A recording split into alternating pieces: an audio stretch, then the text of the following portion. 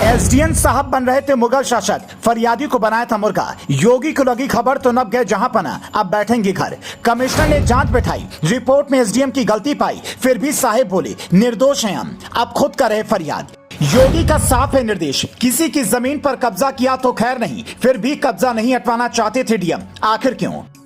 उत्तर प्रदेश के बरेली जिले में मीरगंज के एसडीएम के पास कुछ गांव वाले शमशान घाट की जमीन पर अवैध कब्जे की शिकायत लेकर पहुंचे थे। साहब कुर्सी पर विराजमान थे, फरियादी हाथ बांधे खड़े थे। तभी जनाब को कोई बात बुरी लग गई। फिर क्या था, साहब को गुस्सा आ गया और फरियादी को बोले मुर्गा बन जाओ। गरीब बेचारा क्या करता, अधिकारी का हुक्म था तो बजाना पड़ा। वो मुर्गा बन गया, जिसका वीडियो किसी ने बना लिया और वायरल कर दिया। जब वीडियो वायरल हुआ तो विभाग में हड़कंप मच गया। अब बात योगी तक पहुंची, जिसकी खबर कमिश्नर को लग गई है, तो उन्होंने सीएम के कुछ कहने से पहले ही हंटर चला दिया। इतना ही नहीं, एसडीएम पर आरोप है कि उन्होंने बाकी लोगों के साथ भी बदतमीजी की।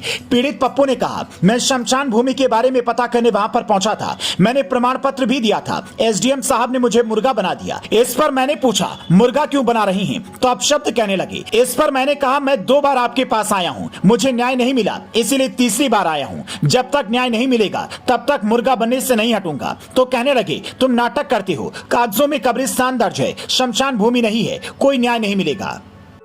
वहीं वायरल वीडियो को लेकर एसडीएम ने सफाई देते हुए कहा, जब मैं अपने चेंबर में कोर्ट से लौटा तब मंडनपुर गांव के 5 से 6 लोग आए थे। इनमें से एक आदमी आते ही मेरे सामने मुर्गा बन गया। मैंने उससे बोला कि मुर्गा क्यों बने हुए हो। जो बाकी लोग आए हुए थे उनको बोला कि इसको उठाइए। इतने में ही एक आदमी ने वीडियो बना लिया। जब तक मुझे कुछ पता चलता वो वीडियो बनाकर वहां से निकल गया। उसके बाद मैंने उसकी शिकायत सुनी और निस्तारण करने के लिए लेखपाल को भी बोला। ये जो आरोप लगाए जा रहे हैं कि मैंने उस आदमी को मुर्गा बनाया, वो गलत है। पूरा मामला कब्रिस्तान और शमशान का है। गाँव वाले एसडीएम के पास अपनी मांग को लेकर पहुंचे थे। शिकायत पत्र में है, गांव में दोनों धर्म के लोग रहते हैं, गांव में कोई शमशान घाट नहीं है। मुस्लिम समुदाय के कुछ लोगों ने शमशान घाट की जमीन को कब्रिस्तान के नाम पर कब्जा कर लिया है। ऐसे में जिला प्रशासन शमशान घाट के लिए जमीन की व्यवस्था करे। जमीन न होने की वजह से अंतिम संस्कार करने में परेशानी होती है। इसके बाद पूरे मामले पर राजनीति भी शुरू हो गई। यूपी के पूर्व सीएम अखिलेश यादव ने कहा, यह है उत्तर प्रदेश में एक अधिकारी शासन के अंतर्गत निरंकुश नौकरशाही का असली चेहरा और उत्तर प्रदेश के कमजोर निर्बल लोगों के ऊपर किए जा रहे